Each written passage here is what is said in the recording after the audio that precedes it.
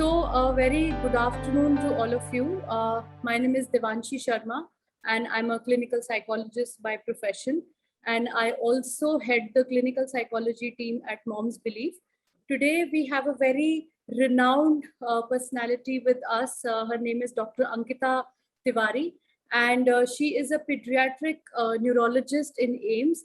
So, Dr. Ankita has completed her MBBS and DM and MD in pediatric neurology from prestigious institute like AIMS Delhi.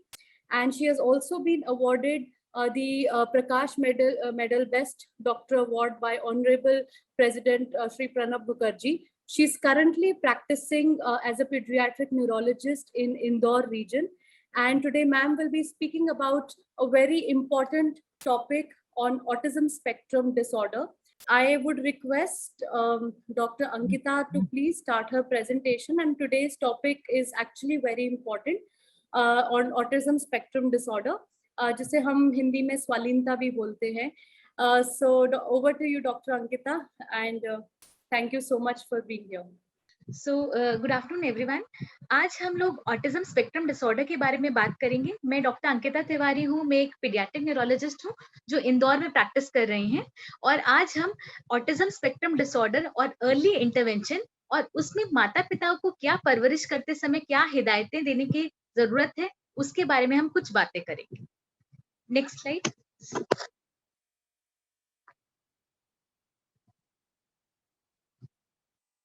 Doctor so autism spectrum disorder एक neuro developmental disorder है जो कई सामाजिक, संचार और व्यवहार संबंधी चुनौतियों का कारण बन सकता है. एएसडी का प्रभाव बचपन से ही शुरू हो जाता है और इसके लक्षण हमको बचपन में ही देखने लग जाते हैं. ये एक विकासात्मक विकार या हम आम भाषा में बोले एक डेवलपमेंटल डिसऑर्डर है. इसके एएसडी के साथ बड़े हो रहे बच्चे दूसरों बच्चों से काफी अलग होते हैं और इनका व्यवहार, बात करने का तरीका और चीजों को सीखने का तरीका आम लोगों से अलग होता है. एएसडी के मरीजों के साथ जी रहे बच्चों की सीखने, सोचने और समस्याओं की सुलझाने की क्षमता बहुत अलग अलग होती है. एएसडी दुनिया में कितना कॉमन है? WHO के द्वारा किए गए विश्लेषण में ये पाया गया है कि हर 270 लोगों में से एक बच्चे को एएसडी की परेशानी होती है. और भारत में एक इनक्लेन स्टडी की गई थी 2018 में जिसमें पता चला था कि हर 3 से 6 साल के बच्चों में हर 125 बच्चे में से एक बच्चे को एएसडी की परेशानी होती है और 6 से 9 साल की उम्र के बच्चों में हर 85 में से एक बच्चे को ऑटिज्म की परेशानी होती है. आप चेंज करते रहें देवांशी. नेक्स्ट.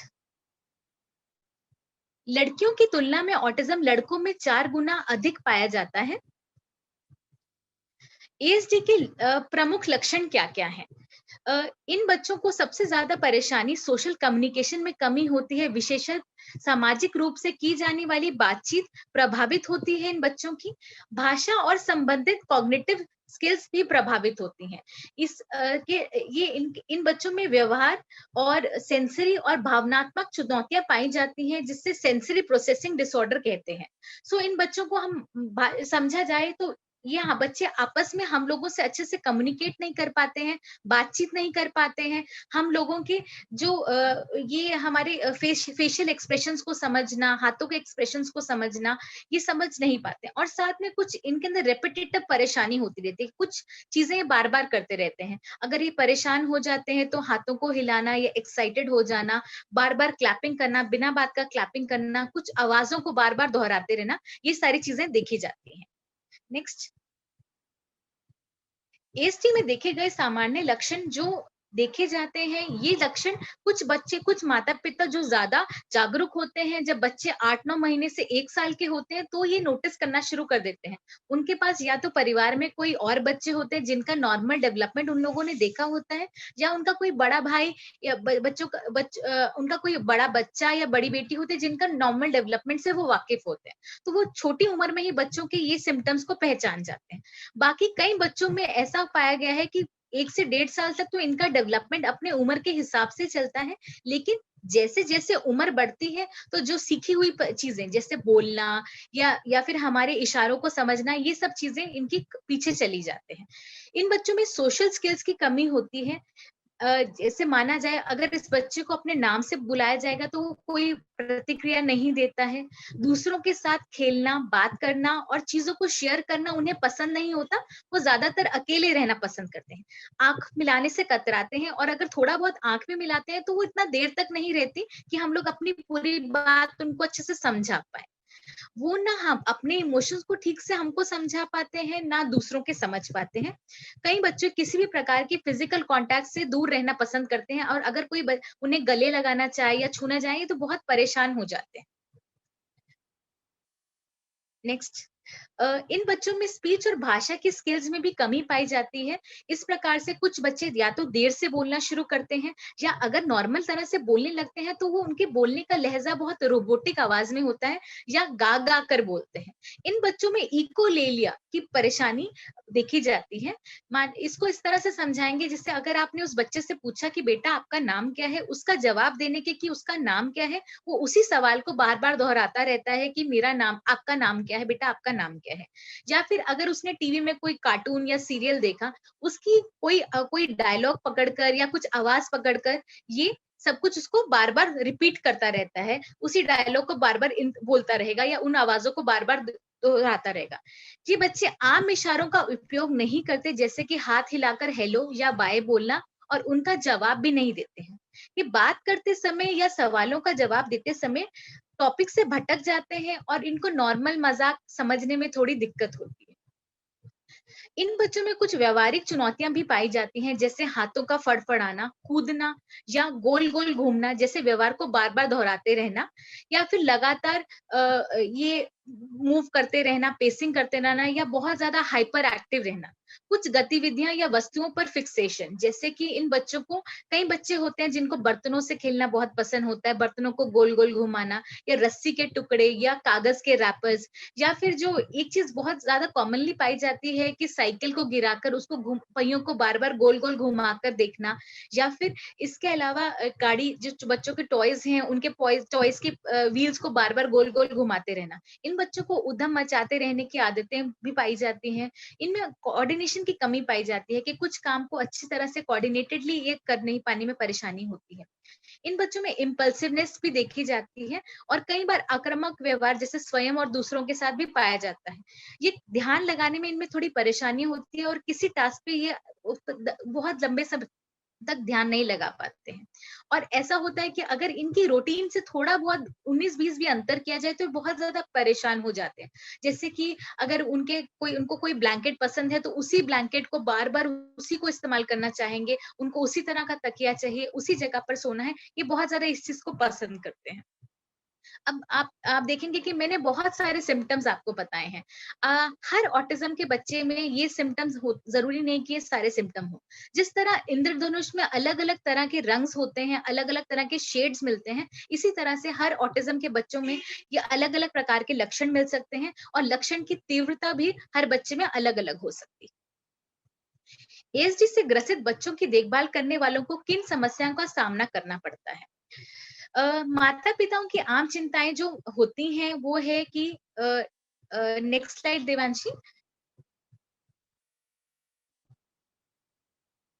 ये इन बच्चों में डेवलपमेंटल माइलस्टोन्स में देरी मिलती है, स्कूल से जुड़े कामों को करने में दिक्कत होती है, ये बच्चे कम ध्यान लगा पाते हैं, एक कार्य से दूसरे कार्य में जाने में इनको कठिनाई होती है। इन बच्चों में खराब खेल कौशल होता है, निजी स्थान की आवश्यकता होती है, किसी भी प्रकार की शारीरिक टच या एक्टिविटी से इनको दिक्कत होता है, मोटर स्किल्स, चीजों को संभालना या संतुलन बनाए रखने में मुश्किल होती है, आक्रामकता या अन्य प्रकार के व्यवहार ये अपनी तरफ या दूसरों के प्रति इनमें दिख सकते हैं। बच्चे और देखभाल करने वालों के बीच में खराब बातचीत भी हो जाती है। एएसडी होने के क्या कारण हैं? इसका कोई एक तय कारण नहीं है, ये कई जेनेटिक और एनवायरमेंटल फैक्टर्स के कॉम्बिनेशन से हो सकता है।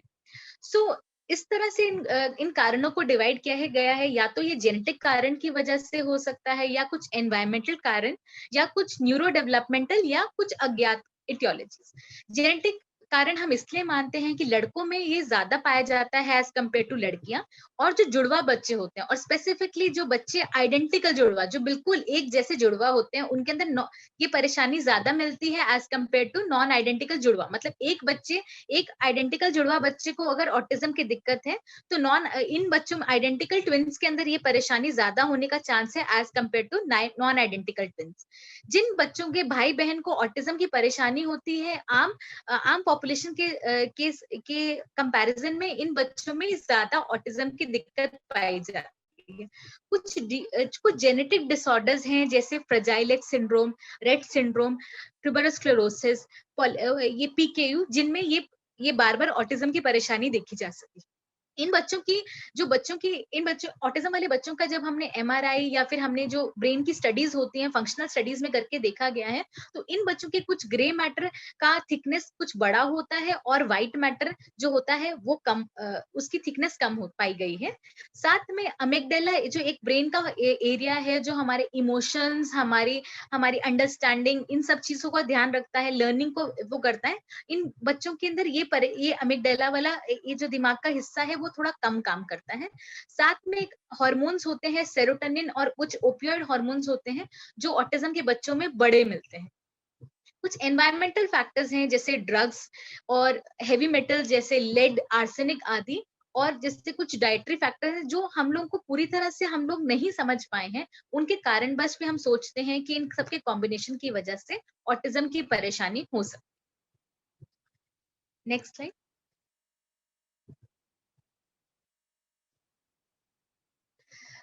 हमको ऑटिज्म के लक्षण, अर्ली ऑटिज्म के लक्षण हम लोग आइडेंटिफाई कर सकते हैं, जब बच्चा 1.5 साल से पहले हम आइडेंटिफाई कर सकते हैं।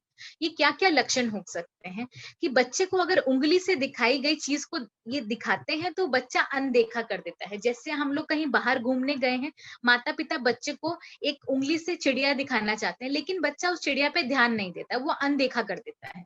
या फिर अपना सामान वो किसी से शेयर नहीं करना चाहता है, या दिखाई गई एक्शन को वो कॉपी नहीं कर पाता है। जब बच्चे 1-1.5 साल के हो जाते हैं, वो हमारे एक्शंस को कॉपी करना चालू कर देते हैं। नॉर्मल बच्चे जिस तरह से अगर माता पिता झाड़ू लगा रहे हैं तो झाड़ू लगाते हैं, या उनको हम पोएम सुना के राइम्स दिखाना चाहते हैं, तो वो थोड़े थोड़े एक्शंस कॉपी करना चालू कर देते हैं। तो ये बच्चों के अंदर कॉपिंग जो इमिटेटिंग पावर है वो भी थोड़ी कम पाई जाती है। अगर हम बच्चों को देख के मुस्कुराते हैं, वो मुस्कुराहट का जवाब नहीं देते हैं, या कम मुस्कुराते हैं। हम इनसे बात करते हैं तो इनका आंखें एक टक नहीं रहती हैं, हम लोग हमको आंखों से देखते नहीं है, इनकी आंखें इधर उधर देखने लग जाते हैं, और इनका ध्यान भटक जाता है। इन बच्चों को जब हम नाम से बुलाते हैं, इनकी सुनने की क्षमता अच्छी होती है, दूसरे कमरे में होंगे तो टीवी की आवाज सुन के दौड़ के आ जाएंगे, लेकिन अगर इनको नाम से बुलाएंगे कि अध्ययन इधर आओ, लेकिन वो इसको इग्नोर कर देंगे। इन बच्चों को अकेले रहना पसंद आता है, और अकेले ही खेलते हैं, और बाकी बच्चों से मिक्सअप नहीं होते। अगर बाकी बच्चों के साथ भी खेलते हैं, तो अगर बाकी बच्चे लुक्का छुपी खेल रहे हैं तो वो बच्चों के साथ भागेंगे, लेकिन उन गेम्स के रूल वगैरह नहीं फॉलो करते हैं। तो आप एएसडी को इतना जल्दी हम कब पहचान पाते हैं? जैसे मैंने बताया, हम 2 साल के भीतर में हम एएसडी को पहचान सकते हैं। हम इतना जल्दी एएसडी को पहचानना क्यों जरूरी है? एएसडी को इतना जल्दी पहचानना इसलिए जरूरी है कि हम उसकी परेशानी, जो हम लोग के बच्चों को ये कम्युनिकेशन, लैंग्वेज परेशानी, और इनके अंदर जो एबनॉर्मल बिहेवियर होता है, उनका हम पहले से ट्रीटमेंट, जिसको हम अर्ली इंटरवेंशन करते हैं, वो चालू कर सके। अर्ली इंटरवेंशन आखिर है क्या? अर्ली इंटरवेंशन का मतलब है कि बच्चों के विकास के शुरुआती सालों में उनकी दिक्कतों को समझना और उनके प्रभावी तरह से सपोर्ट करना। अर्ली इंटरवेंशन अक्सर बच्चों के विकास के महत्वपूर्ण हिस्से पर काम करता है, जहां बच्चों में बड़े बदलाव लाए जा सकते हैं जो उन्हें जीवन भर काम आएंगे, जैसे फिजिकली इंटरवेंशन करना, कॉग्निटिवली इंटरवेंशन करना, बिहेवियरली, सोशल और इमोशनल डेवलपमेंट, हम सब इंटरवेंशन करना। तो इतना जल्दी अर्ली इंटरवेंशन क्यों इंपॉर्टेंट है? आप इस स्लाइड में देखें, नेक्स्ट स्लाइड। ये हमारे ये यहाँ पे फिगर बना हुआ है लेफ्ट हैंड साइड पे, तो ये हमारे फिगर में हमको दिखाई दे रहा है कि स्टार्टिंग ये ब्रेन की कोशिकाएं हैं जिनको हम न्यूरॉन्स बोलते हैं। जब बच्चा 1 महीने का होता है तो ये न्यूरॉन्स बने होते हैं, लेकिन इनके आपस में जो कनेक्शंस होते हैं वो कम होते हैं। और जैसे जैसे बच्चे की उम्र 3 महीने से 6 महीने से 15 महीने होती जाती है, ये कनेक्शंस बढ़ने लगते हैं। तो ये जितना शुरू जो हम आप मान के चलें कि जो बच्चों का स्टार्टिंग का दिमाग होता है वो गीली मिट्टी जैसा है। तो हम जितना गीली मिट्टी को हम लोग उसको मोल्ड करेंगे, वो बच्चे वैसा दिमाग वो मोल्ड हो जाता है। हम उसको नई चीजें सिखा सकते हैं। जैसे जैसे बच्चा और बड़ा होता है तो ये ब्रेन का जो लचीलापन होता है, जिसको हम न्यूरोप्लास्टिसिटी कहते हैं, वो खत्म हो जाती है। और हम उसमें उसके बाद अगर इंटरवेंशन करें तो बहुत ज्यादा हम बच्चों को फायदा नहीं मिलता है। इसीलिए हमारा जरूरी है कि हमको अर्ली इंटरवेंशन करना स्टार्ट करना चाहिए। Next slide. Early intervention school की उम्र से पहले या उसके दौरान ही शुरू किया जाता है। लगभग 2-3 साल की उम्र तक इस उम्र में बच्चों के दिमाग विकास कर रहा होता है, और इसलिए इस उम्र में वे बदलाव के अच्छे से प्रोसेस कर सकते हैं। इस लचीलेपन के कारण ट्रीटमेंट इफेक्टिव होता है और उसका प्रभाव भी लंबे समय तक रहता है। ये बच्चों को बेस्ट स्टार्ट देता है और अपने पूरे पोटेंशियल तक डेवलप होने का एक अच्छा मौका भी देता है। जितनी जल्दी एक बच्चे की मदद मिलती है, उसे सीखने और प्रगति के लिए अधिक से अधिक मौका मिलता है। अर्ली इंटरवेंशन से कैसे मदद मिलेगी? Next slide. अधिक प्रोत्साहन जल्दी और बेहतर सीखने की ओर लेकर जाता है। सीखने में तेजी और निरंतर प्रैक्टिस से स्किल्स में स्वतः चीजों को करने की क्षमता आती है। कम्युनिकेशन स्किल्स और एकेडमिक स्किल्स पर सकारात्मक प्रभाव पड़ता है और आने समय की जरूरतों को कम करता है। क्रिटिकल एज हम 3 साल मानते हैं। 3 साल तक के बच्चों के दिमाग को आसानी से हम प्रभावित किया जाता है, जिसमें हम अर्ली इंटरवेंशन हम यूज कर सकते हैं। अब ऑटिज्म स्पेक्ट्रम डिसऑर्डर की मैनेजमेंट। ये एक दुर्भाग्यवश बात है कि ऑटिज्म के लिए एक कोई सिंगल दवाई या ऐसा कोई ट्रीटमेंट नहीं है जो हम क्योर कर सकता है। जैसे अगर किसी बच्चे को निमोनिया होगा तो हम एंटीबायोटिक देके उसका निमोनिया बिल्कुल ठीक कर सकते हैं। वैसा एक पूर्ण तरह से क्योर ऑटिज्म स्पेक्ट्रम डिसऑर्डर के लिए नहीं अवेलेबल है। तो जो पद्धतियां हम यूज करते हैं ऑटिज्म स्पेक्ट्रम के डिसऑर्डर के मैनेजमेंट के लिए, वो है मेडिकल थेरेपी, एजुकेशनल और बिहेवियरल थेरेपी, और complementary and alternate medicine. Next. इसका सबसे अच्छा उपचार है सही समय पर योग्य प्रोफेशनल से सलाह लेना और सही दवा और इंटरवेंशन शुरू करवाना। जो ऑटिज्म की मैनेजमेंट करने के लिए हमको एक बहुत बड़ी टीम की आवश्यकता है। इस टीम में हम doctors, paediatric neurologist, paediatrician, clinical psychologist, special educator साथ में होते हैं। साथ ही स्पीच पैथोलॉजिस्ट, ऑक्यूपेशनल थेरेपिस्ट, साथ में पेरेंट्स और कम्युनिटी मिलकर ही हम लोग इन बच्चों को इनके सही पोटेंशियल तक पहुंचा सकते हैं। तो ये माने इन ऑटिज्म स्पेक्ट्रम डिसऑर्डर का इलाज करने के लिए हमको एक टीम वर्क की बहुत आवश्यकता है। इंटरवेंशन में टारगेट करने वाले एरियाज जो किए जाते हैं, वो बच्चों की कम्युनिकेशन स्किल्स को बढ़ाना, उनकी एंगेजमेंट और मोटिवेशन को बढ़ाना, अटेंशन और इमिटेशन को बढ़ाना, इनकी सोशल स्किल्स और प्ले एक्टिविटी पर काम करना। Next slide. बिहेवियरल ट्रेनिंग और मैनेजमेंट में हम सेंसरी इंटीग्रेशन थेरेपी करवाते हैं। अप्लाइड बिहेवियरल एनालिसिस जो वर्ल्ड ओवर माना जाता है, जिसको एबीए थेरेपी कहते हैं, ये एक गोल्ड स्टैंडर्ड है ऑटिज्म स्पेक्ट्रम डिसऑर्डर के ट्रीटमेंट के लिए। तो विश्व भर में जिन बच्चों को ऑटिज्म की परेशानी होती है, अपार्ट फ्रॉम अदर थेरेपी, उन बच्चों को एबीए थेरेपी की भी बहुत आवश्यकता है। ट्रीटमेंट एजुकेशन और जिसको हम टीच करते हैं, वो थेरेपी भी एक पद्धति है बिहेवियरल ट्रेनिंग और मैनेजमेंट के लिए। स्पेशलाइज थेरेपी जैसे speech therapy, occupational therapy, physical therapy, हर बच्चे की परेशानी, उसकी पोटेंशियल को देखकर हमको जरूरत लगता है कि हाँ, इस बच्चे को स्पीच थेरेपी की, ऑक्यूपेशन थेरेपी की जरूरत है। ये हर बच्चे के सिम्टम्स के ऊपर डिपेंड करता है। जिस तरह से मैंने बताया था, ऑटिज्म स्पेक्ट्रम डिसऑर्डर एक इंद्रधनुष जैसा है, तो हर बच्चे को हमको असेस करना है, हर बच्चे को देखकर ही हमको ट्रीटमेंट देना है। एक इंडिविजुअलाइज्ड अप्रोच है। ऐसा नहीं कि हर बच्चे का इलाज एक जैसा चलेगा, उनको चारों थेरेपिस्ट के पास जाने की जरूरत है, ऐसा नहीं है। जिस बच्चे को जो सिम्टम्स ज्यादा हैं, जो परेशानियां ज्यादा हैं, उनका ट्रीटमेंट हमको वैसे ही करना पड़ेगा। हमको कम्युनिटी सपोर्ट और पेरेंट ट्रेनिंग बहुत इंपॉर्टेंट है। अगर किसी थेरेपी सेंटर पे बच्चा ज्यादा से ज्यादा 1 से 2 घंटा पे जाएगा, बाकी समय उसका ज्यादा से ज्यादा समय उसका घर पर बीतेगा और कम्युनिटी में बीतेगा। तो हमको कम्युनिटी और पेरेंट ट्रेनिंग की बहुत आवश्यकता है ताकि हम बच्चे का बेस्ट पोटेंशियल हम अचीव कर सकें। ऑटिज्म के बच्चों में इंद्रियों की इंफॉर्मेशन प्रोसेसिंग की परेशानी होती है। जैसे मैं आपको बताऊं कि ये बच्चे बहुत तेज आवाज सुन के, जैसे मिक्सी का आवाज सुन के या कहीं शोरगुल वाली आवाज सुन के बहुत परेशान हो जाते हैं, या फिर इनको बार बार टच करने की, सर्फेसेस को टच करने के लिए, अनजान लोगों को टच करने के लिए इनकी आदत होती है। साथ में इन बच्चों को ऐसा है कि किसी का, कई बच्चों में कोई नॉर्मल टच, जैसे कोई उनको प्यार कर रहा है, हक कर रहा है, वो लोग वो भी नहीं झेल पाते हैं। इनके अंदर जो हमारी नॉर्मल इंद्रियों की इंफॉर्मेशन प्रोसेसिंग करने की परेशानी होती है। तो सेंसरी इंटीग्रेशन है वो इस पर काम करता है कि जो हमारी ये बच्चों, ये जो सेंसरी स्टिमुलस को ठीक से ये बच्चे प्रोसेस नहीं कर पा रहे हैं, उसमें ये हेल्प करता है। तो कुछ एक्सरसाइजेस जो करवाई जाती हैं, कुछ स्पर्श संबंधी एक्सरसाइजेस, जैसे इनको हम एक खुरदुरे मैट पे रोलिंग करवा कर देख सकते हैं, अलग अलग ब्रशेस का इस्तेमाल करना, अलग अलग प्रकार के कपड़े जैसे खादी का कपड़ा, सिल्क या फर वगैरह की पट्टियों को छूना, वाइब्रेटरी टूथब्रश वगैरह का इस्तेमाल करना, क्ले से खेलना, शेविंग क्रीम जो होती है उनसे खेलना, पानी से खेलना, ये सब इनको पसंद आता है। नॉइज के लिए, जो आवाज के लिए ऑडिटरी हम सेंसरी इंटीग्रेशन इस तरह से कर सकते हैं, या तो इनको कोई संगीत सुनाना, या नॉइज मशीन जो आती हैं, व्हाइट नॉइज मशीन, या फिर कमरे में बहुत ज्यादा शोरगुल वगैरह नहीं करना।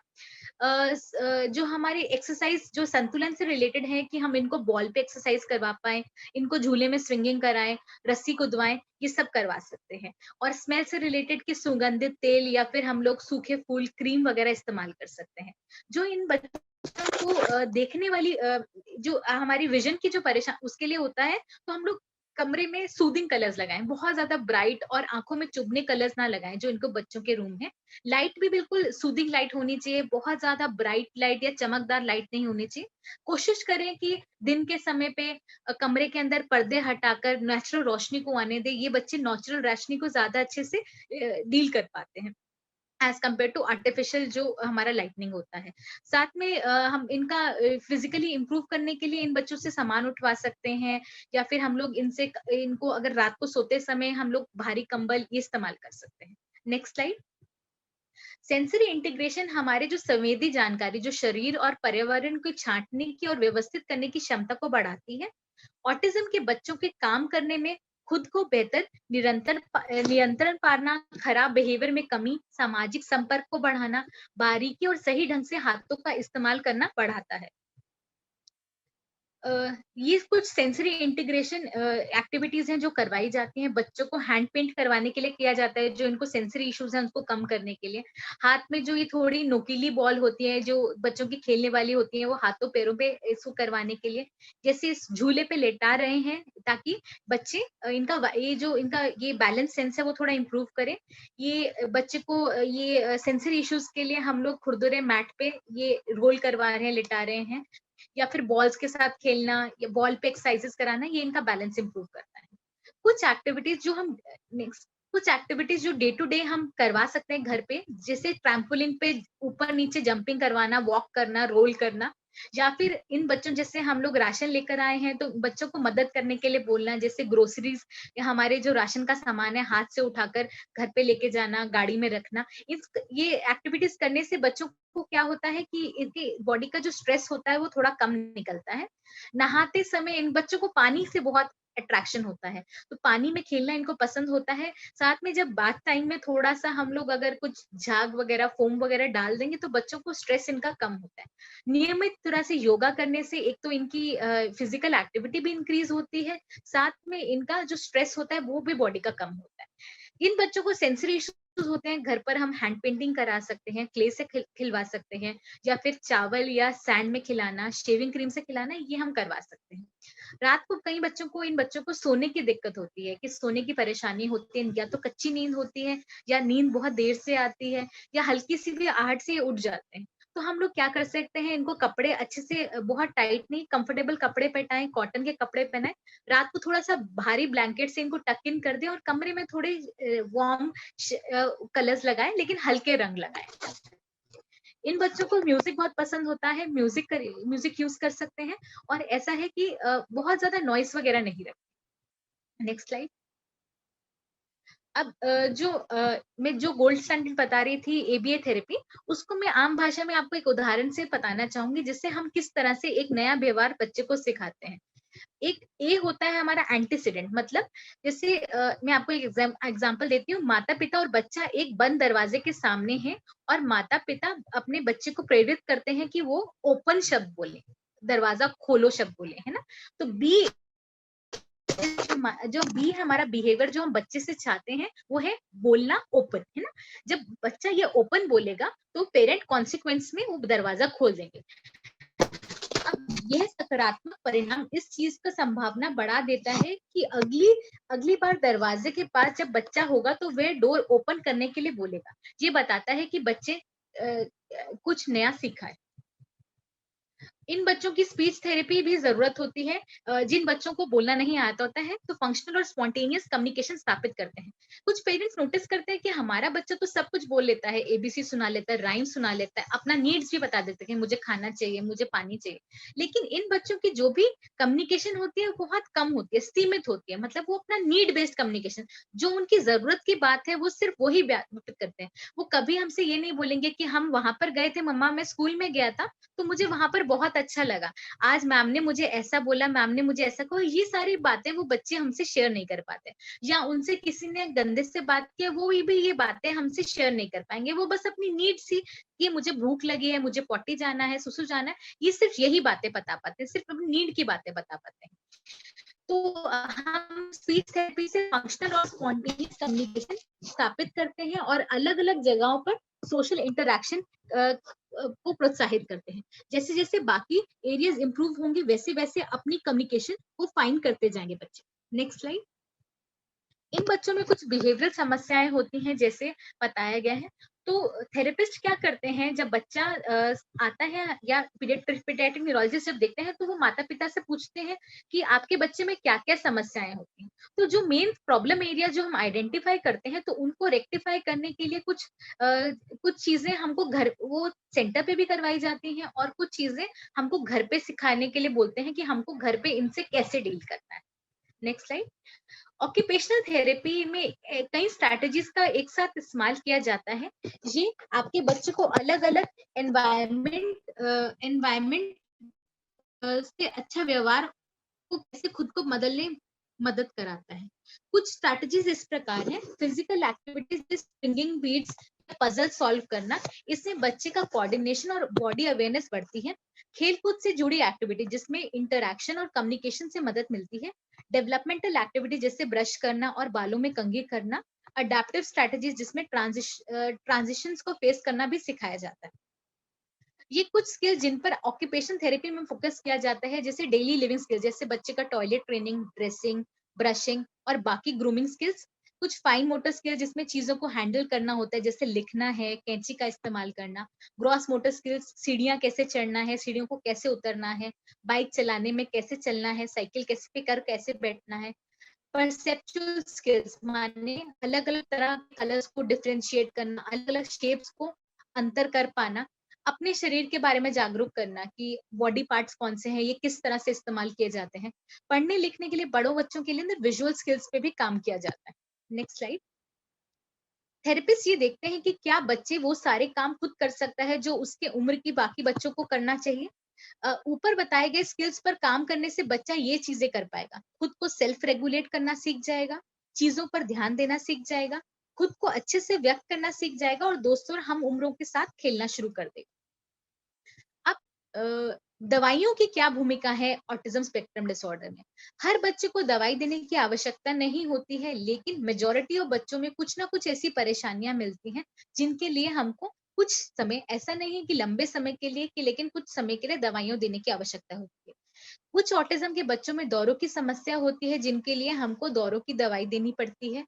कुछ रेपिटेटिव बिहेवियर जो अत्यधिक हो और थेरेपी को रिस्पॉन्ड नहीं कर रहे, तो हमको उसमें दवाइयां देने की आवश्यकता पड़ती है। चिड़चिड़ापन, अत्यधिक गुस्सा करना, एंजाइटी, ऑब्सेसिव कंपल्सिव बिहेवियर। कुछ नींद की समस्याएं जैसे देर से नींद आना, कम नींद आना या कच्ची नींद आना, तो इनको रात को कुछ समय के लिए हमको नींद की दवाई देने की आवश्यकता पड़ती है। हाइपर एक्टिविटी, अपने आप या दूसरों को चोट पहुंचाना, डिप्रेशन, इन सब चीजों के लिए कुछ बच्चों को दवाइयों देने की आवश्यकता पड़ती है।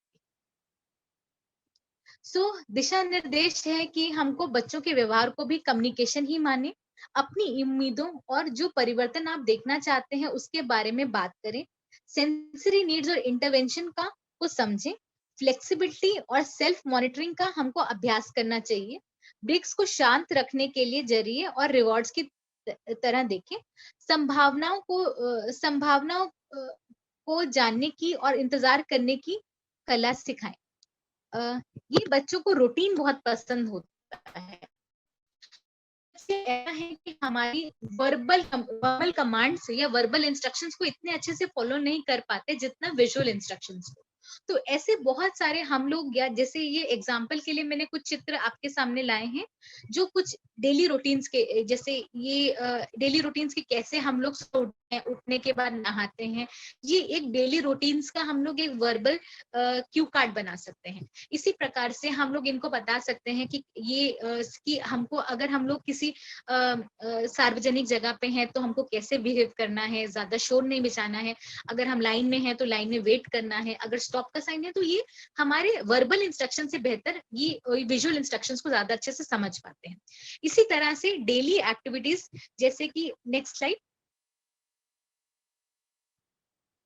जैसे कि ब्रश करना, बाथरूम को यूज करना, नहाना, अपने कपड़े वगैरह, डेली रूटीन्स को कैसे करना, स्कूल में कैसे जाना है, हम लोग ऐसे क्यू कार्ड के थ्रू इन बच्चों को अच्छे से समझा पा सकते हैं। ऑटिज्म एक डिसेबिलिटी नहीं है, ये एक डिफरेंट एबिलिटी है। हम सबको ये समझना चाहिए और हम लोग को अपने बच्चों को प्रोत्साहित करना चाहिए ताकि वो अपने बेस्ट एबिलिटी और फंक्शन को अचीव कर सके। धन्यवाद। अब जो क्वेश्चंस हैं वो हम लोग क्वेश्चन सेशंस के लिए हम लोग क्वेश्चंस के बारे में पूछेंगे। Participants, if you have any question, you can simply raise your hand or you can write the question in the chat box.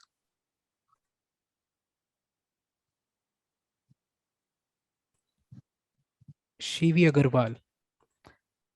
Shivi, you can ask your question.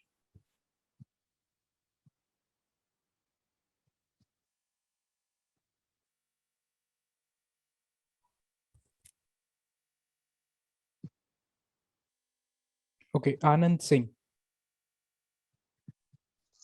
Yeah, good afternoon, ma'am. Good afternoon. Ma'am, मेरा नाम आनंद सिंह है, मैं बैंगलोर से बोल रहा हूँ। हाँ जी। Ma'am, मेरे बेटे का 2.3 इयर्स में डायग्नोसिस हुआ था एज ए ऑटिज्म। और डे 1 से हम लोगों ने जो भी थेरेपी की नीड थी वो सब कुछ स्टार्ट किया था मैम। बट उसका जो सबसे मेजर बैरियर बोल सकता हूँ मैम, वो है उसका बिहेवियर और एक्सेसिंग क्राइम, चिड़चिड़ापन। इसमें इतना ज्यादा है ना मैम कि ये मतलब थेरेपी में कोऑपरेट नहीं करता है मैम। तो थेरेपी में कोऑपरेट नहीं करता है। आगे बताएं, आप कुछ और बोलना चाह रहे थे आप? जी मैम, तो इसके लिए मैम हम लोगों ने बहुत बार, even if you hear that name, CIP, central institute of psychiatry, Ranchi, तो हम लोगों ने वहां पे भी इसके लिए मिले मैम, डॉक्टर से मिला हम लोगों ने। दे suggested for the 1 month admission. तो हम लोग 1 month इसे एडमिट भी किए, लेकिन कोई ऐसा चेंजेस हम लोगों को नहीं मिल पाया मैम अभी तक। तो अभी भी क्या होता है, ये जब भी थेरेपी में जाता है बहुत ज्यादा रोता है मैम, या फिर हम लोग घर पे भी कुछ कराना चाहते हैं, सिखाना चाहते हैं। इसमें स्पीच नहीं ma'am, only few words like sometime mamma, mamma always ही सेज, एंड पापा समटाइम्स।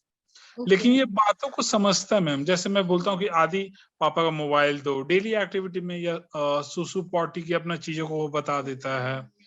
फिर अगर तो, लेकिन जो मेन बैरियर है ना मैम, वो ब्रेक नहीं हो रहा ma'am. We are tried lots of thing. Okay, मैं पूछना चाहूंगी, कभी कोई मेडिसिन ट्राई किया गया था इन बच्चों, आपके बेटे के लिए क्या? यस मैम, मेडिसिन बिहेवियर के लिए तो कोई स्पेसिफिक नहीं मैम, लेकिन एरिप इसके लिए चला है मैम, आर्कामिन भी चला है, रिजडॉन भी चला है मैम, और एमडेट को भी ट्राई किया गया है, और एक्सेप्टा भी ट्राई किया गया है। लेकिन अगर मल्टीपल मेडिसिन दी गई हैं आपके बच्चे के लिए, ऐसा बोलना चाहिए। प्रॉब्लम क्या होता है मैम, अगर इसे एमडेट एक्सेप्टा दिया जाता है ना मैम, तो इसका बिहेवियर बहुत ज्यादा खराब हो जाता है। मतलब इसमें चिड़चिड़ापन, गुस्सा, रोना, मतलब 100 times इंक्रीज हो जाता है इन 2 दवा से। तो वो Okay. बहुत ज्यादा इशू क्रिएट करने लगता है मैम हम लोगों के लिए। और देखिए एक तो ऐसा है कि आपने तो थेरेपी आप अच्छे से करवा रहे हैं, इन बच्चों में कई बार जिस तरह से मैंने बताया था कि बिहेवियर की समस्याएं मिल सकती हैं। क्या कोई जांच में स्लीप ईईजी की जांच हुई थी क्या आपके बेटे की? ईजी करवाया गया है मैम। ईईजी करवाया गया था, वो नींद वाला ईईजी करवाया गया था क्या? हाँ मैम, ये सो के ही करवाया गया था, वो सो गया था तब। ओके तो okay that happened 2 times ma'am, one in the Bangalore Parijima okay under the Sureswara Arur. So that time they said that frequency is not proper, means okay some disturbance they got on that time. But they got again some disturbance. Okay yes ma'am, okay again someone suggested go with the one more EEG. So that okay time we went to the CIP, there only they did, and they said that is the normal, they are not providing any frequency from the CIP, but they gave a conclusion that single report ma'am that mentioned like there is no issue with that. Okay लेकिन मैं आपको आप बैंगलोर में रहते हैं, मैं आपको suggest करना चाहूंगी, मेरी एक कलीग है जो बैंगलोर में वर्क करती है रेनबो हॉस्पिटल में, डॉक्टर प्रभजोत है ना, डॉक्टर प्रभजोत कौर। क्योंकि मैं चाहूंगी कि एक बार आपके बच्चे का जिस तरह से आप बोल रहे हैं कि इरिटेबिलिटी बहुत ज्यादा है, आप थेरेपी करवा रहे हैं लेकिन वो कोऑपरेट नहीं कर पा रहा है ना, तो हम लोग चाहेंगे कि आप ऐसा करें कि आप डॉक्टर प्रभजोत है मैडम, उनसे मिले और वो साथ में आपको जो कुछ भी रिलेटेड परेशानी है, जो बिहेवियर की परेशानी है, वो साथ में बच्चे को एक बार एग्जामिन करके हम मेडिसिन को अच्छे से टाइट्रेट कर पाएंगे। जिस तरह से आप समस्या बता रहे हैं, हमको मेडिसिन को टाइट्रेट करने का जरूरत है, और जिस तरह से ईईजी में परेशानी आ रही थी, एक बार उसको देखना चाहिए। अगर आपको इसके अलावा भी कुछ डाउट होगा तो आपको मेरा ईमेल आईडी दे दिया जाएगा, आप मुझे उस पर कॉन्टैक्ट कर सकते हैं। मैं आपका जो भी कुछ डाउट्स उसमें और हेल्प कर सकती हूँ, मैं आपको जरूर बताऊँ। sorry to ask one question ma'am. Ma'am, is it हाँ जी। possible to get that doctor name what you said over the WhatsApp where I हाँ got श्योर। this link? हाँ, so her name is Dr. Prabjot Kaur. You can contact her. Na? You are in Bangalore. She's working there in Rainbow Hospital, so you can contact her. Okay ma'am, thank you ma'am. Okay, welcome. All right. So, ma'am, I have one question in the chat box. Sana Rashid, Okay. she's asking that my OT has asked me to stop milk for my child who has ASD. So, is that advisable or no? So basically ये जो हम लोग का ये बहुत ही ज्यादा autism spectrum disorder, जिस तरह से मैंने बताया कि एक सिंगल कोई मेडिसिन नहीं है जो इसके लिए क्योर है, तो हम अगर इंटरनेट पे भी सर्च करें तो बहुत सारी हमको पद्धतियां मिल जाएंगी, है ना। तो जो ये डाइटरी थेरेपी जो हम बोलते हैं कि हम शुगर कम कर देना या फिर मिल्क को रिस्ट्रिक्ट कर देना, ये हमारी कॉम्प्लीमेंट्री एंड ऑल्टरनेट मेडिसिन के थ्रू आती है ना। तो इसके अंदर जो भी ट्रायल्स किए गए हैं, इसका कोई भी बेनिफिट हम लोग नोटिस नहीं करते हैं, ना तो इन बच्चों के मेन सिम्टम्स पे और ना ही इनके साथ जो मेन सिम्टम्स पे इनका ज्यादा फर्क नहीं पड़ता है, जो हमारा जितने भी ट्रायल्स हुए हैं। कुछ पेरेंट्स ने सब्जेक्टिवली बोला है कि हाँ शायद कुछ परेशानियां कम हुई हैं, लेकिन एज पर लिटरेचर जो वर्ल्ड ओवर फॉलो किया जाता है, अभी कैसीन फ्री डाइट जो हमारा मिल्क को रिस्ट्रिक्ट करने वाली डाइट है, हम लोग उसका रिकमेंडेशन नहीं करते हैं, उसका बहुत ज्यादा फायदा नहीं पाया गया। All right, thank you, ma'am. There is one more question from Bhamini Srivastav. She's asking, my child does a lot of hand flapping, and what is it that they can do to prevent that? So I'll ask our occupational therapist who is present in our panel discussion to please guide for this question. Hello, yeah, good afternoon. Hello. Hello. So somebody was asking a question on this forum कि कोई उनका बच्चा बहुत ज्यादा hands का flapping करता है, तो इसके लिए हम वो लोग घर पर क्या एक्टिविटीज करवा सकते हैं, तो प्लीज गाइड करें। उसके लिए घर पे मेनली जॉइंट कंप्रेशन स्टार्ट करवा सकते हैं और वेट कफ अगर हाथ पे बांध के उस पे काम स्टार्ट करवा सकते हैं, साथ में व्हील बैरो वॉकिंग करवा सकते हैं और बॉल से प्रेशर करवा सकते हैं दोनों हाथ के ऊपर। ओके, ये कितना फ्रीक्वेंटली करना चाहिए और ये प्रेशर वगैरह कैसे डिसाइड करेंगे पेरेंट्स कि उनको कितना प्रेशर लगाना है बच्चों के हाथों पे? उसमें बच्चे की एज और हाइट के हिसाब से है। यदि बच्चा 3 साल का है तो आप मतलब हाफ kg वेट से भी स्टार्ट कर सकते हैं, और बच्चे की ज्यादा एज ज्यादा है, हेल्दी ज्यादा है, तो आप उसका वेट बढ़ा भी सकते हैं। और टाइमिंग उनका 10 to 15 मिनट का टाइमिंग इनफ है। 10 to 15 times minute. Okay, thank you. Next question. Okay, we'll take a question of Priya Johuri. Priya Johuri, आप अपना क्वेश्चन पूछ सकते हैं. Hello ma'am, hello. मैं छत्तीसगढ़ दुर्ग से बोल रही हूँ। मेरा बेटा अभी 6 साल का है। At the age of 1.5 we came to know कि उसको कोई प्रॉब्लम है। हमने यहाँ लोकली डॉक्टर्स को दिखाया, दे टोल्ड अस कि ADHD है। देन एट द एज हमने यहाँ पे स्पीच थेरेपिस्ट की, she has taken that part. And then at the age of 4 we went Bangalore NIMHANS, वहाँ पे कुछ टेस्ट किए एंड दे टोल्ड अस कि this is spectrum of autism. Okay, and अभी he is quite good, he is doing very good, but there are few certain things जो मुझे worry कर रही हैं, लाइक कंसंट्रेशन इशू। व्हेनेवर मैं उसको कुछ काम बोलती हूँ कि प्लीज डू दिस वर्क, वो रिस्पॉन्ड नहीं करेगा। The moment I add his name like I am, please ये काम कर दीजिए ना, he instantly will do that. And sleeping problem बहुत है, दिन भर नहीं सोएगा एंड रात में भी वो जो सोता है ही स्लीप फॉर 6 hours ओनली। मतलब he sleep at 12 o'clock midnight and wake up at 6:30. Secondly, he love rotating, मतलब एक जगह पे खड़े होकर रोटेशन बहुत पसंद है उसको, तो वो नहीं कंट्रोल हो रहा है। अभी कितने इयर्स का हो गया है अभी आपका बेटा? He is 6. Currently he is 6. 6 years का हो गया है। एंड अभी आप कहाँ पे रह रहे हैं अभी? छत्तीसगढ़ दुर्ग।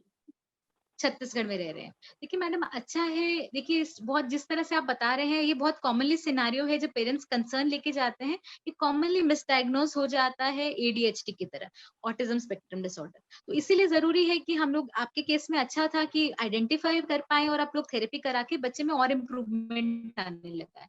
अभी जो उसके प्रॉब्लम एरियाज रहे हैं, एक दो जो ये बार बार एक जगह पर घूमना है, की मोटर स्टेरियोटाइपी है जो उसको हो रही है, साथ में जो अटेंशन स्पैन उसका कम है, जैसे आप बोल रहे हैं कॉन्सेंट्रेट ठीक से नहीं कर पाता है एक्टिविटीज के अंदर, है ना। तो ये जो परेशानी है बच्चों को एसोसिएटेड होती है, तो हम लोग क्या कर सकते हैं, या तो हम अटेंशन इंक्रीज करने के लिए थेरेपी करवा सकते हैं, ऑक्यूपेशनल थेरेपी करवा सकते हैं। अगर उससे हमको लगता है बहुत ज्यादा सुधार नहीं हो रही है, बहुत ज्यादा परेशानी है कि इट्स पर्सिस्टेंट, ऐसा है कि स्कूल में भी हो रही है, घर पर भी हो रही है, प्लेग्राउंड में भी हम नोटिस कर रहे हैं कि अटेंशन नहीं दे रहा है, तो हम लोग लो डोज मेडिसिन स्टार्ट कर सकते हैं उसका, है ना। स्टार्टिंग में छोटे बच्चों को हम मेडिसिन देना अवॉइड करते हैं, कोशिश करते हैं कि थेरेपी से बच्चे में इंप्रूवमेंट आए। अगर उससे इंप्रूवमेंट नहीं लगता है तो हम अटेंशन को इंप्रूव करने के लिए मेडिसिन स्टार्ट कर सकते हैं। नींद का जिस तरह से आप बता रहे हैं, नींद का आप एक सेट रूटीन बनाकर रखें, जैसे नींद आप बोलते हैं दिन में नहीं सोता है, रात को भी थोड़ा सा डिस्टर्ब स्लीप रहता है उसका, तो जो भी उसका रूम है उसका एक सेट रूटीन बना दे कि जब उसको सोना का टाइम है तो उस समय सारे जो भी कोई स्क्रीन वगैरह आसपास नहीं चल रहा हो, रूम में टीवी नहीं होना चाहिए, मोबाइल्स वगैरह भी ऑफ हो जाए, या फिर उसको दूसरे रूम में रख दिया जाए, और कोई भी लाइट, डिस्टर्बिंग लाइट बार बार दिखाई नहीं दे, है ना। उसको रात को एक रूटीन बनाए कि आपको नहाकर सोना है, ब्रश करना है, नहाना है, ये अपना क्लोथ चेंज करना है, पजामाज में जाना है, और उसका एक सेट रूटीन बना दे। इस तरह से बच्चे रूटीन ज्यादा अच्छा फॉलो कर पाते हैं। और ये मतलब जिस तरह से आप बताते हैं कि कमांड वो अगर आप उसका नाम लेंगे तो फॉलो कर पाता है, लेकिन अगर नहीं लेंगे तो वो लेंगे। तो इस तरह से जैसे हमने बताया कि इनको एक रूटीन, जिससे वर्बल क्यूज लेना इतना आसान नहीं समझ में आता, तो हम लोग विजुअल क्यूज का हेल्प ले सकते हैं इनको हेल्प कर वो सुनाने के लिए, समझाने के लिए। मैम अब बट जैसे कंसंट्रेशन अगर सोचा जाए तो वो स्टडीज में भी आती है। He is very good at studies. वो जिस क्लास में अभी है वो अपने क्लास के बच्चों से काफी आगे है। ओके, देखिए एक चीज है इंटेलेक्ट, ये जो दोनों चीजें हैं, सोशल, हमारी कम्युनिकेशन समझना और इंटेलेक्ट समझना, ये दोनों अलग अलग चीजें हैं। कुछ पेरेंट्स, बच्चे हमारे ऑटिज्म के बहुत ब्राइट होते हैं, काफी ब्राइट होते हैं, वो बड़े बड़े साइंटिस्ट भी बने हैं जैसा हिस्ट्री में पता चला है। तो लेकिन इनका जो सोशली, जैसे हम मतलब मान के चले कि नॉर्मल इंस्ट्रक्शन जो हमको घर पे नॉर्मल बच्चा जिसका कम इंटेलिजेंस है वो फॉलो करेगा, इन बच्चों को वो फॉलो करने में दिक्कत होती है। तो इनका ये नहीं है कि इनके अंदर इंटेलिजेंस की कमी है, ये इस तरह को प्रोसेस नहीं कर पा रहे हैं कि मुझे ये काम करने के लिए कहा जा रहा है, कि मम्मा अभी जल्दी करने के लिए बोल रही है, या फिर मुझे इसको इतना टाइम स्पेंड करना है इसको काम करते समय, मुझे यहाँ से पूरा कंप्लीट करके ही जाना है। तो हमको इनको धीरे धीरे सिखाना पड़ेगा। तो इसमें मुझे लगता है अभी जिस तरह से आप इम्प्रूवमेंट बता रहे हैं, हमको थेरेपी कंटिन्यू करना चाहिए, और ऑक्यूपेशनल थेरेपी अभी आपके बच्चे को थोड़ा ज्यादा हेल्प करेगी। बाकी बच्चे को सामने देख के असेस करके ज्यादा हम लोग आइडिया लगा पाएंगे। Is there any medicine we need to give? Medicine वो भी मैं जैसे अभी बच्चा आपका 6 इयर्स का है तो अभी हम लोग अवॉइड करेंगे मेडिसिन स्टार्ट करना। कुछ ओमेगा 3 फैटी एसिड्स हैं जो हम लोग हमारे सिरप्स में आती हैं, उनसे हम लोग देखा गया है कि हाइपर एक्टिविटी पे भी काम करती हैं और हमारे जो रिसर्च ट्रायल्स हुए हैं उसमें हाइपर एक्टिविटी पे थोड़ा सा बेनिफिट देखा गया है इसमें। हम तो उसके लिए हम ओमेगा 3 फैटी एसिड्स दे सकते हैं, वो भी हमको प्रिस्क्रिप्शन पे ही मिलेगा, हम लोग खुद नहीं परचेज करना चाहिए। Thank you ma'am. Thank you. So I have another question in the chat box by Dalip Chatwal. He's asking, can exposure of highly polluted environment around a pregnant mother contribute to autism spectrum disorder? So it is जिस तरह से बताया गया है कि autism का एक कोई मूल कारण हमको समझ नहीं आया है, मल्टीफैक्टोरियल कारण समझते हैं, तो इसमें ये दिया गया है कि environmental pollutions can contribute to development of autism, लेकिन हम पिन पॉइंट नहीं कर सकते कि स्पेसिफिकली इस पॉल्यूटेंट की वजह से हमको ये परेशानी हो रही है। All right, thank you, ma'am. Okay, next we have Khushbu Chandra. Miss Khushbu, you can ask your question. Hi ma'am. Hi ma'am actually मेरा बेटा अभी नवंबर में 4 साल का हो जाएगा, तो स्टार्टिंग में उसका डायग्नोस हुआ था 2 साल में शायद डायग्नोस हुआ था, मींस अराउंड 1.5 मतलब लिटिल बिट ऑफ ऑटिज्म था, तो मिस मार्किंग 8 था। अभी मतलब उस समय उसका इतना ज्यादा बिहेवियर था कि बहुत शाउट करता था, हर चीज में चिल्लाना करता था, तो धीरे धीरे थेरेपी जो भी मिला उसके बाद वो ठीक हो गया। लेकिन अभी भी उसका ना मतलब बीच बीच में अगर कुछ ऐसे वो बोल पाता है अच्छी तरह से, अपना एक्सप्रेस भी कर लेता है, लेकिन कुछ भी जैसे अगर किसी को भी कुछ बोल रही हूँ ना तो बस वो बोलता है नहीं आप नहीं बोलो, मतलब जोर से, मतलब जो भी हो नहीं बोलो, कुछ भी किसी को मना मत करो। उसको जैसे कुछ मना नहीं कर सकते हैं, कोई भी चीज के लिए नो बोलना इज वेरी डिफिकल्ट, वो अग्रेसिव हो जाता है, एग्रेसिव हो जाता है, मतलब कुछ चीज के लिए स्टबन हो जाता है कि वो चीज उसको एक्टिविटी करना है इस तरह से। नहीं स्टबन नहीं होता है मैम, जैसे अगर मैं उसकी दीदी को भी बोल रही हूँ कि बेटा आप अभी खेलने का टाइम नहीं है, अभी जाके स्टडी करो, तो वो बोलेगा कि मम्मा नहीं दीदी अभी खेलेगी, अभी दीदी स्टडी नहीं करेगी, दीदी को खेलने दो ना। तो उस टाइप का मतलब ये हर चीज में हो जाता है मैम, तो बहुत डिफिकल्ट होता है उस टाइम पे उसको हैंडल करना। ओके इसके लिए मैं आंसर मैं हमारी जो क्लिनिकल साइकोलॉजिस्ट हैं देवेशा, उनको मैं बोलूंगी प्लीज इस क्वेश्चन को आंसर करें, आपका डाउट क्लियर करें इसके लिए कि आप कैसे हेल्प कर सकते हैं। Yes, आप ना एक बार प्लीज क्वेश्चन थोड़ा सा और मुझे विद एग्जांपल बता पाएंगे? मैम जैसे अगर उसकी दीदी है, ठीक है, मैंने उससे बोला कि बेटा अभी ये टाइम नहीं है, अभी होमवर्क करने का टाइम है, आप जाके होमवर्क करो, तो वो बोलेगी कि नहीं मुझे खेलने दो मम्मा, अभी मुझे खेलना है। तो वो बोले, फिर मेरा बेटा बोलने लगेगा कि नहीं मम्मा आप दीदी को जाओ ना खेलने दो ना, आप दीदी अभी स्टडी नहीं करेगी, मतलब बहुत जोर जोर से वो बोलने लग जाएगा। फिर जब मैं बोलती हूँ ठीक है बेटा, मत करो। Some kind of emotional disturbance every time you are saying something to the sibling. ऐसा इस तरीके से होता है उनको कि मतलब थोड़ा इमोशनली डिस्टर्ब दिखते हैं जब आप दीदी को कुछ बोलते हैं, तो वो परेशान हो जाता है बेबी। मैम किसी को भी, मतलब ऐसा नहीं है कि सिर्फ उसको ही, मतलब अगर कोई और भी है, अगर उसके पसंद का अगर कोई है, अगर उसे भी बोलूंगी ना वो ऐसे ही रिएक्ट करता है। तो मतलब इमोशंस उतना ज्यादा है ना कि किसी को बस कुछ बोलो नहीं, उसे भी मैं जैसे थोड़ा सा भी आइज ब्रेक करती हूँ, जैसे बोलती है मतलब कुछ भी बोलने के लिए, नहीं मम्मा आप स्मॉल आइज करके बात करो, आप फिर बिग आइज करके बात कर रहे हैं, मतलब ये समझ में नहीं आ रहा मैं इसे कैसे हैंडल करूँ। तो देखिए ऑटोमेटिक है। हाँ जी प्लीज, आप कुछ बोल रहे थे। मैम ये ऑटोमेटिक है कि आप बात करते हैं तो वॉइस मॉड्यूलेट होगा, तो फेस एक्सप्रेशन तो चेंज होते ही है, मतलब आपको अननोइंगली पता नहीं रहता ना कि आपके आईज छोटे हो रहे हैं या बड़े हो रहे हैं, तो लेकिन वो बोलते हैं कि आप फिर भी गाइड करते, फिर मैं रियलाइज करती हूँ, तो फिर नॉर्मल ट्राई करती हूँ करने का। देखिए ऐसे में सबसे बेस्ट जरिया होता है कि अगर हम बच्चे के साथ किसी किस्म का रोल प्ले अगर हम घर पे करें, और अगर आपके पास किसी किस्म के अगर फ्लैश कार्ड्स हैं, तो फ्लैश कार्ड्स क्या होता है जिसमें हम बच्चे को सारे इमोशंस के बारे में समझाते हैं, ठीक है, तो कि हंसने का इमोशन, रोने का, वो सारी चीजें बच्चा समझता है। लेकिन अब प्रॉब्लम क्या है कि हमारे को कौन से इमोशन को कब यूज करना है, तो उसके लिए आप जैसे घर में आपकी डॉटर भी हैं, तो ये तो बहुत अच्छी बात है कि आप दोनों को बिठा के जैसे एक रोल प्ले करें, जैसे कि आप कोई क्लासरूम एनवायरनमेंट का रोल प्ले कर सकते हैं, या हम किसी रेस्टोरेंट में आए हैं, हम अब खाना खा रहे हैं एंड हम मम्मा ने देखो दीदी को ऐसे बोला या दीदी ने ऐसे बोला, सो ये चीजें नॉर्मलाइज करने के लिए रोल प्ले की फॉर्म में आप उसको स्टेप बाय स्टेप समझा सकते हैं घर में। उससे क्या होगा कि हो सकता है थोड़ा सा टाइम लगे, लेकिन बच्चा धीरे धीरे एक प्ले एक्टिविटी के तौर पे समझने लगेगा। तो आप अपनी डॉटर के साथ एक पर्टिकुलर कॉन्वर्सेशन, एक पर्टिकुलर वार्तालाप में आप इन्वॉल्व हो सकते हैं और उनसे बोलिए डॉटर से कि तुम अपने एक्सप्रेशंस मुझे इस तरीके से दो ताकि हम भैया को समझा पाए, कि ऐसा करना, ऐसा बोलना बिल्कुल नॉर्मल है। कई बार हम ऐसे भी बात कर सकते हैं, कई बार हम इस एक एक्सप्रेशन के साथ भी, so that will really help.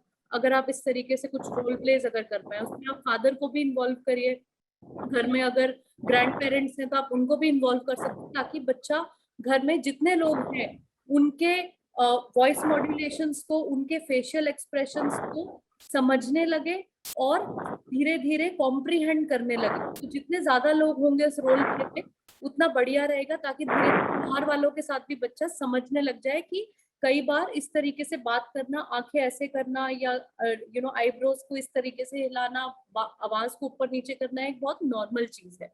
But थोड़ा आपको may be a months time it might take you, but definitely आपको इम्प्रूवमेंट्स लगेंगे उन चीजों। ठीक है मैम। मैम और एक बात है मैम, मेरा बेटा है ना, जैसे जब से वो नहीं बोल पाता था ना, तब से उसको मेरे ड्रेस से मतलब बहुत प्रॉब्लम था। अर्लियर नाइट ड्रेस जब पहनती थी, जैसे नाइटी होती है, तो वो मतलब मेरे तरफ देखना छोड़ देता था। जैसे धीरे धीरे बड़ा हुआ, मतलब he stick up to one cloth, मतलब टॉप पहनो एंड पैजामा और पैंट, एंड इंडियन ड्रेसेस हुआ, मतलब साड़ी हुआ या कुछ, मतलब कुछ भी पहनने नहीं देता। मतलब अगर मैं पहनूंगी तो ही विल स्टार्ट क्राइंग, मतलब वो आएगा नहीं मेरे पास में, एकदम दूर दूर रहेगा, शाय फील करेगा। ये मतलब बाहर तक, मतलब मैंने 2-3 साल से मैंने इंडियन ड्रेस नहीं पहनी है उसके कारण। मतलब वो एकदम पहनने नहीं देता है, मतलब आप नहीं पहनो, बस आप बस पैजामा पहनो और टॉप पहनो। And that also one favourite thing is that heart and moon, two shapes must be there, even either heart और मून। तो इसमें ऐसे कैसे बिहेव करूं मैम उसके साथ, को कैसे समझाऊं कि कुछ भी पहनने से कोई प्रॉब्लम नहीं है? देखिए, वही जो जैसे डॉक्टर अंकिता ने बताया कि कुछ कुछ रेपिटेटिव और रिस्ट्रिक्टिव एक्टिविटीज होती है। तो रिस्ट्रिक्शन का मतलब है कि मैं रिस्ट्रिक्ट हो गया हूँ एक पर्टिकुलर ड्रेस पे, एक पर्टिकुलर शेप पे, तो उसमें हमको बच्चे को एक्सपोज करना होता है to different shapes, different colours and different dresses. अब वो इनिशियली ये हो सकता है कि देखिए आपने क्या किया, आपने अपने आप को बदल लिया एज पर द चाइल्ड, लेकिन बाकी का समाज तो अपने आप को बच्चे के मुताबिक नहीं बदलेगा, राइट? सो आपको बच्चे को घर में ये बात ट्रेन करना पड़ेगा कि ठीक है, देखो आज मम्मा ने साड़ी पहनी है, तो पहले आप साड़ी का टेक्सचर उसको फील करवाए। हो सकता है पहले वो डरे, वो पास ना आए, इसको कहते हैं सिस्टमैटिक डिसेंसिटाइजेशन। तो आप सिस्टमैटिकली बच्चे को पहले डिसेंसिटाइज, मतलब उसको पहले बताइए कि ये कोई डरने की चीज नहीं है, ये कोई अजीबो गरीब चीज नहीं है। मून और हार्ट ठीक है, लेकिन देखो ये शेप्स भी कितना अच्छा है। तो क्या होगा, धीरे धीरे जब आप स्टेप बाय स्टेप बच्चे को ये चीजें समझाएंगे तो बच्चा रिस्पॉन्स देगा और वो उसको धीरे धीरे समझने लगेगा कि it is okay for my mother और anybody else to wear these things. बच्चे का एसोसिएशन, चाहे वो साड़ी है चाहे वो इंडियन ड्रेस है, उसका एसोसिएशन उन ड्रेसेस के साथ आपको पॉजिटिव करना पड़ेगा कि देखो कितना सॉफ्ट है, कितना कंफर्टेबल है, कि इसमें मम्मा कितना अच्छा फील करती है, मम्मा इज सो हैप्पी। सो आपको थोड़ा सा एनिमेट करके, हंस के बच्चे को सिस्टमैटिकली समझाना पड़ेगा।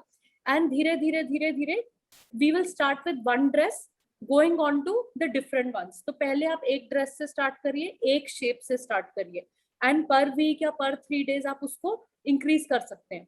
सो ये सेंसरी इश्यूज वैसे ऑक्यूपेशनल थेरेपी में भी टेकअप किए जाते हैं, लेकिन बिहेवियरली आप बच्चे का बिहेवियर इस तरीके से घर पे मोल्ड कर सकते हैं स्टेप बाय स्टेप। ठीक है ma'am. Okay ma'am, thank you. Okay. So thank you. Next we have Shivi Agarwal. Shivi, you can ask your question. Hello ma'am. Hello ma'am मेरा बेबी है, फर्स्ट बेबी। तो ma'am अभी वो 3.7 year की है। तो मैम उसको स्पीच का प्रॉब्लम है, वो सिर्फ वन वर्ड बोलती है, मम्मम, है ना, पानी को डिफाइन करती है मम्मम बोल के। तो उसको कुछ भी चाहिए होता है, तो जैसे पहले वो इशारे करती है या फिर चीजों के पास हमको हैंड पकड़ के लेके जाती है। तो अगर जैसे उसको समझ में नहीं आता कि करना क्या है, तो वो साउंड निकालने लगती है, मम्मम मम्मम, मतलब उसको बताना होता है कि मुझे ये चाहिए, नीड्स बताती है, बट पर्टिकुलर वर्ड्स या कुछ बोल नहीं पाती है वो। तो अभी जैसे मैं उसको स्पीच थेरेपी भी करा रही हूँ, लेकिन कुछ इम्प्रूवमेंट नहीं हो रहा है, कुछ बबलिंग तो करती है, बट पर्टिकुलर कुछ हम्म, वर्ड्स नहीं बोलती है। और जैसे उसे थेरेपीज वगैरह मैं कराती हूँ तो वो ऐसा बिहेव करती है कि जैसे मतलब अनोइंग सा बिहेव करती है, अच्छा सा बिहेव नहीं करती, कि जैसे हमको फील कराती है कि हम बोर हो जाएं या परेशान हो जाएं, हम उसे छोड़ दें। अजीब सा बिहेव करती है, ओके फेसेस बनाती है। एंड अभी ओके 1 मंथ पहले ही हमने उसका स्टेम सेल कराया तो कुछ इम्प्रूवमेंट नहीं लग रहा न्यूरोजन से।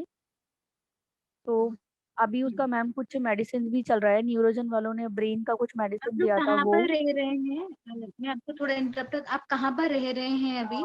मैम मैं मथुरा कर रही हूँ, जो मथुरा वृंदावन का नाम सुना है आपने? हाँ, मथुरा में आप रहते हैं ऐसा? जी जी जी हाँ, मथुरा में रहती हूँ मैम। यहाँ पे इतने अच्छे सेंटर्स नहीं है एक्चुअली स्पीच वगैरह के। Okay okay okay okay. आप इसका आई कांटेक्ट कैसा है आपकी गुड़िया का? मैम पहले तो बहुत पुअर था लेकिन अभी पहले से बेटर है। अभी 3 मंथ्स पहले हमारा ये ओके गट सिस्टम का भी चल रहा था, फंक्शनल मेडिसिन करके एक सर हैं अश्विनी सर, उनसे ट्रीटमेंट चला था ओके। तो उसको स्लीपिंग आई कांटेक्ट में काफी इम्प्रूवमेंट हुआ है। बट और चीजों में हम्म। इम्प्रूवमेंट नहीं है, जैसे फोकस नहीं है उसका बिल्कुल भी, है ना। एंड स्पीच में भी ओके। कुछ भी नहीं उसको इम्प्रूवमेंट है। अच्छा ओके। तो वहां पर जब थेरेपिस्ट के पास जाते हैं तो उसका रैपो बन पाता है क्या? वो उनकी बात सुन रहे हैं, इंस्ट्रक्शन फॉलो कर रहे हैं वहां पे?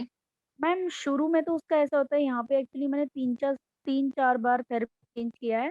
शुरू में तो वो परेशान हम्म। करती है, जेंट्स लोगों से तो वो कभी कंफर्टेबल ओके। हुई ही नहीं, है ना।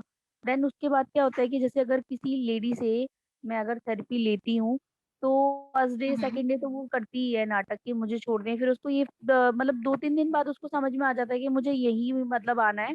तो वो मतलब हम्म। डोर खोलती है, खुद ही जाती है, चेयर हटाती है, फिर बैठती है। तो रिस्पॉन्ड ओके। करती है, ऐसा नहीं है।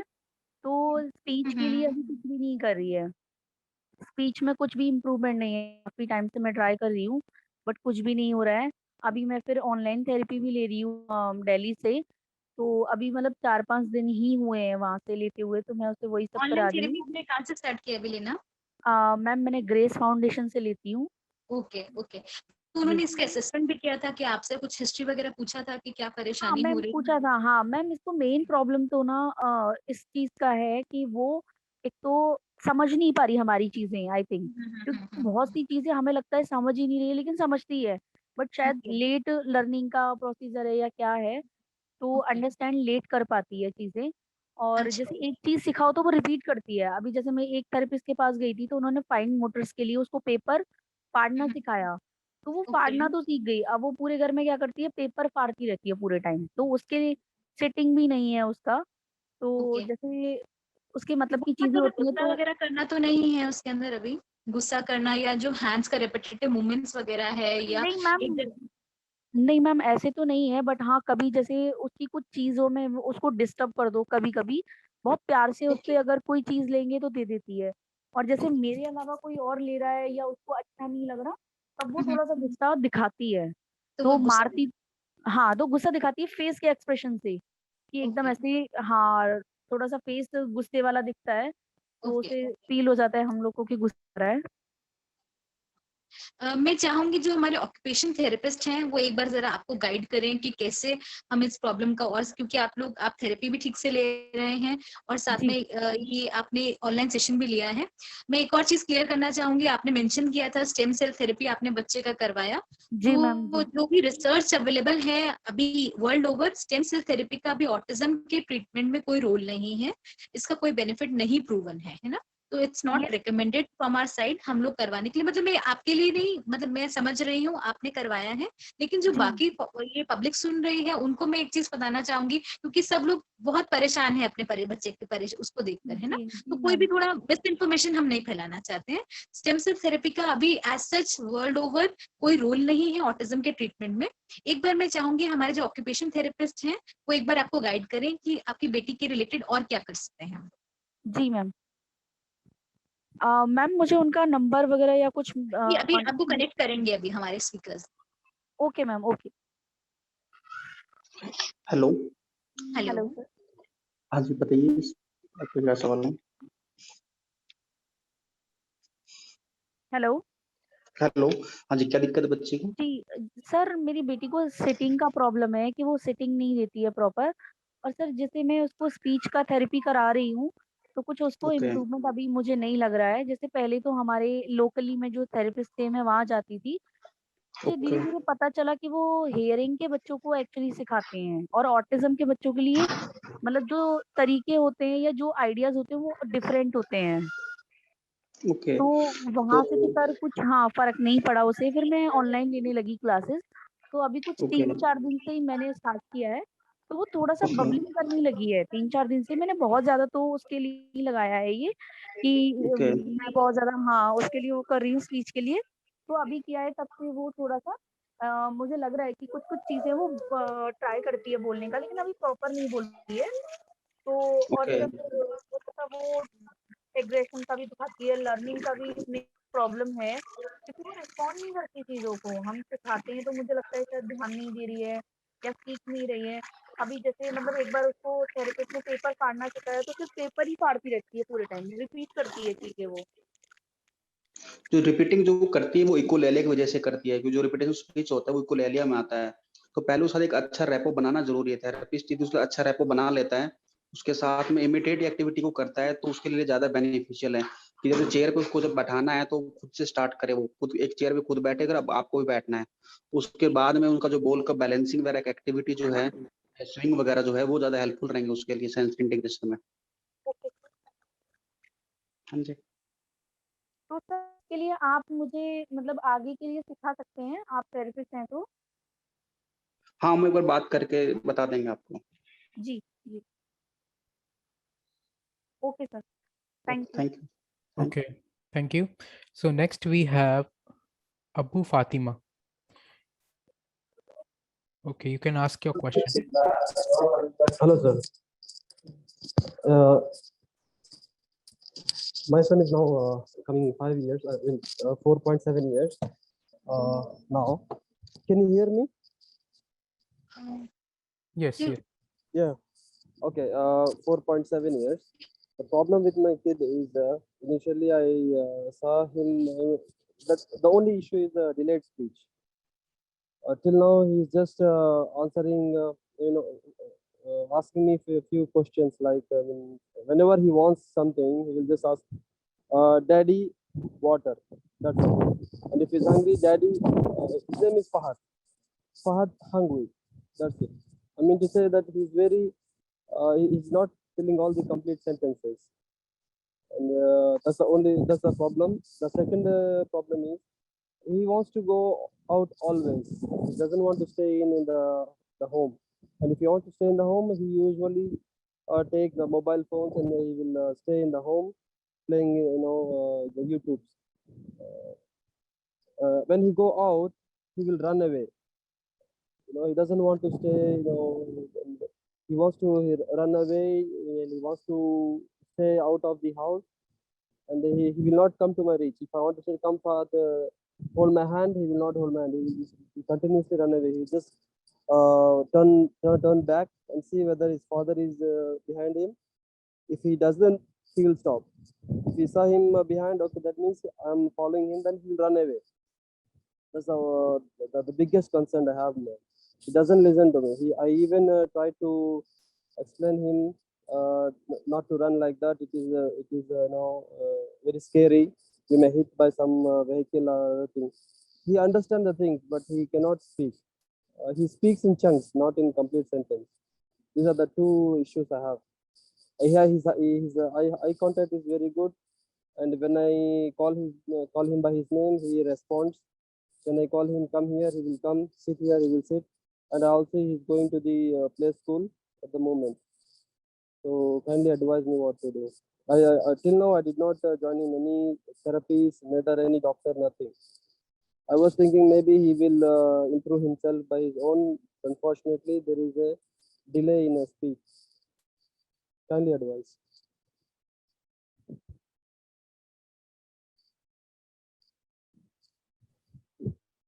Ma'am, you are Hello, on ma'am. mute. Ma'am, you are on mute. Hello, am I audible? Yes, yes. So initially, I just want to clarify what is the age of your kid and where are you currently living right now? The age is 4.7 years. and I'm living in 4 years, Gulf 7 now. months. Yeah, I'm living in Gulf now. You are living in Gulf right now. Okay, so Yeah. kid is you only. So when was he last assessed? Have you shown him to any pediatrician or pediatric neurologist or any clinical psychologist previously? Yeah, I showed him to one of the pediatricians, local pediatricians. He said that there is a mild autism, like 1 year before. Okay. And he said there is a mild autism. Just go through the therapy. I mean, the psychiatrist. I went to the psychiatrist and he assessed him. This was 1 year back, and he told me that the only issue with him is delayed speech. He is okay in his appearance. So no issue from my side, he told me. Only the delayed speech, he said. But the behavior, I am not sure whether it is coming under autism or not. But he responds to his name. His eye contact is good, and he recognizes his siblings, and he knows all colors. If I ask him to point out the colors, he will point out. Everything is fine and good. The only issue is with if he stay at home, he always wants to watch YouTube, either in the TV or in the mobile. Okay. So as per your history, his intelligence appears to be intact. So the problem main areas are he's only having this need-based communication and he is not speaking full sentences, which he should be doing right now. You know? Also, some repetitive behavior you are mentioning about them. So I will ask the coordinator, Mr. Buddha Das, so to help you so that we can get an online consultation for you, so that our therapist can guide you and provide you therapy, because it would not be possible for you to right now to return to India and meet somebody in person. Yes. Personally, I do not know somebody who is working in Gulf and taking care of kids with autism spectrum disorder. Here we can do that we can get a video consultation, video session of your kid and you and your wife, so that we can know about your problem areas and what are the problems you are facing, and the Mom's Belief team can help you guide you how to go ahead with this treatment. Okay. Sure. Mr. Buddha,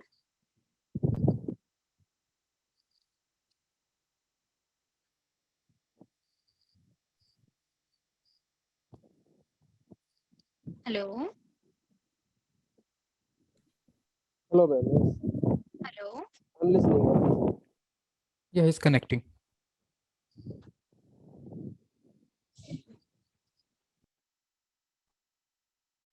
Sure, ma'am, it would be taken care of. I'm just requesting the parent to please leave their information in the chat box so our team can get back to you for a consultation with ma'am.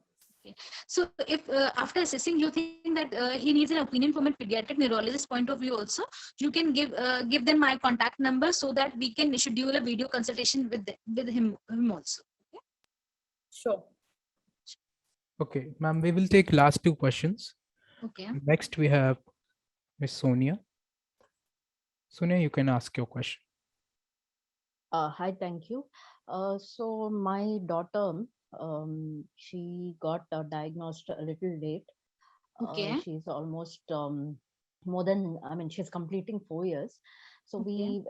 and she's not a person who will sit and, watch videos, or she doesn't like to be a part of any video session. So we have started, and I'm from Bangalore. So we have started her therapy since 2 months, and Okay. it's, that's the OT and the speech, because she can't talk. So it's been 2 months. So I just Okay. wanted to check. I know it's very early, but then she has multiple problems. There is no eye contact. Speech as well is Okay. delayed, and certain things she doesn't understand. So what I had gone to some child psychologist here who said that she's almost exhibiting the behaviors of a 1-year-old kid. So what I wanted to check is, now since it got delayed, like her this thing analysis in terms of Diagnosis autism. and treatment plan. Right. Since it got Yeah. delayed, so I just wanted to check. Now we are sending her, and it's only for 2 hours. So should we increase the Okay. like apart from this OT and all that, should we now itself put her into some Okay. kind of other, like a nursery kind of a setup, or should we wait, maybe continue with this 2 hours, see, and when can we take that call whether to increase that time frame? Okay, so how is she cooperating in the occupation therapy sessions right now and the speech therapy sessions right now? So speech therapy, I'm yet to check, but the OT she is, because the first few weeks they tried to become friendly with her, and now they are actually trying to teach her these puzzles which she's responding to, and now she's cooperating with them. She doesn't cry. Initially she was crying, so she's kind of good with that now. So that is how her progress is. But yeah, puzzle is very simple, basic, some 3 shapes she can put till now. That is her progress. And she, I mean, certain things like if they ask her to put the imitate, like put the, what is that, spoon in the cup, she's doing that. So it's very basic which she's doing now, but she's got along with those people, and being there, yeah, 2 hours she can stay, but I don't think more than that she stays. But yeah, I just wanted to check, should we like, when can we take a call whether to put her into some nursery school, like apart from this therapy, or when can we increase this duration? Okay. Personally, because of the COVID situation, I will like that you should continue with the occupation therapy and speech therapy for right now, because most of the schools currently which are running, they are having a video sessions only. So I don't think so, as you are saying that she does not respond very well to the video sessions and the videos. So I think you should continue with the occupation therapy and speech therapy for now. And after seeing her progress after 2 months, we can see if she's able to communicate her needs. Like if she's going to school, she need to communicate something. She needs to tell her needs. She needs to tell her that she wants to use the washroom, or is she feeling hungry, or something like that. She needs to communicate with the teacher. So I think it would be advisable that you should continue the occupational and speech therapy sessions for now, and you do those activities. You should get a home-based plan also and do those activities at home, so that she has a very good response for that. As we know that there was some delay in diagnosis and starting of therapy, so we should do as much as intensive therapy we can do that. After that, she becomes cooperative for the speech therapy and the occupational therapy, and then we can think that maybe she might be become a candidate for starting APA therapy, which I had previously mentioned is a gold standard for treatment of patients with autism. And as per the American Academy of Pediatric guidelines, it is advised that each kid who has autism should be given around 25 hours per week of ABA therapy, so that we can get best results. So we can consider about starting ABA therapy after 2 months of seeing her progress, is how she is doing in occupational therapy and speech therapy. I do not recommend to start ABA therapy right now, because it might be very tiresome for her also to understand all those instructions and go through all those sessions, because she has to travel to a center and all those things. So it would be advisable to do occupation and speech therapy for right now, and after seeing her progress, we should start ABA therapy for her as soon as possible. Sure, thank you. And also, I had just one question. So here, people have spoken, right? We have had multiple other therapies. Like I think one parent did some STEM therapy, and also another parent spoke about this functional medicine, which was done in Bangalore. Even I was a part of it in terms of changing the diet and all that. That didn't help me at all.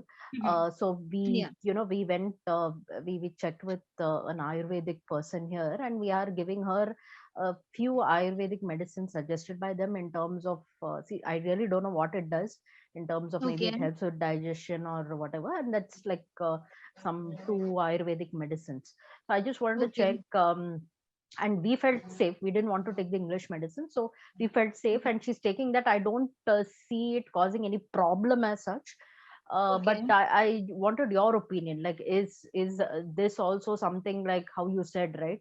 Like maybe as people said, like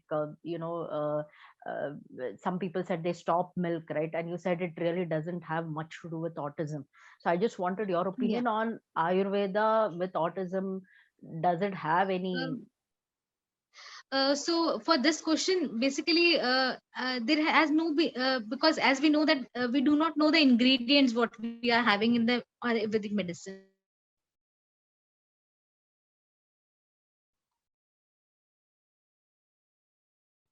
Am I audible? Hello. Yeah, we just lost you. You just said that we don't know the There was ingredients. some. So I'm just saying that I'm not aware about how Ayurvedic medicine helps in autism spectrum disorder. As you know that you have been given some medicine, you do not know about the ingredients also, you know. So we do not know. But there is a place in medicines called complementary and alternate medicine, in which all these things are being tried, you know. So for the treatment of autism, the things which are showing to have some benefit are omega-3 fatty acids. There is one solution called as B-carnosine. B-carnosine, it's a dipeptide, and it helps in with the irritability, and it helps in increasing the expressive speech in patients. So it has been shown to some benefit, you know. Otherwise, there is no role of any chelation therapy or something like that. There is no role of stem cell therapy, and no diet like casein free diet or a gluten free diet has been is advised for patients with autism spectrum disorder as per literature right now. Otherwise, you can share literature definitely with you. I'm sorry, I lost your last sentence. So I was saying you can share your email ID with. I can share my email ID. You can send me your question, or you can send me the prescription. If I find more literature regarding role of Ayurvedic medicine in autism spectrum disorder, I will surely share it with you. Sure. Thank you so much. So, Tarang, I think this is a high time we can, wrap up the session. Sure, sir. Sure. And we would like to share our, lot of thanks to Dr. Ankita Tiwari to bringing out your valuable time to, disseminate so much of knowledge actually. And disseminating this kind of knowledge is really worthful for all the parents who have some or the other kind of a situations and some other problems of autism in their this thing. So thanks once again, madam, for giving us so much of time and your valuable suggestions, your comments, and so much of we are really valuable. Thank you, Buddha Das and the Moms Believe team, Divisha, and everybody who participated in this session, and all the parents. I know that the path is difficult, but by keeping patience and keeping belief in God, we can surely help our kids do well. Thank you so much. So before ending, madam's email address, if anybody wants to note it, is ANKITA Ankita AIIMS @gmail.com. I will repeat it slowly once again, so you may note it. ANKITA AIIMS, that is Ankita Ames @gmail.com.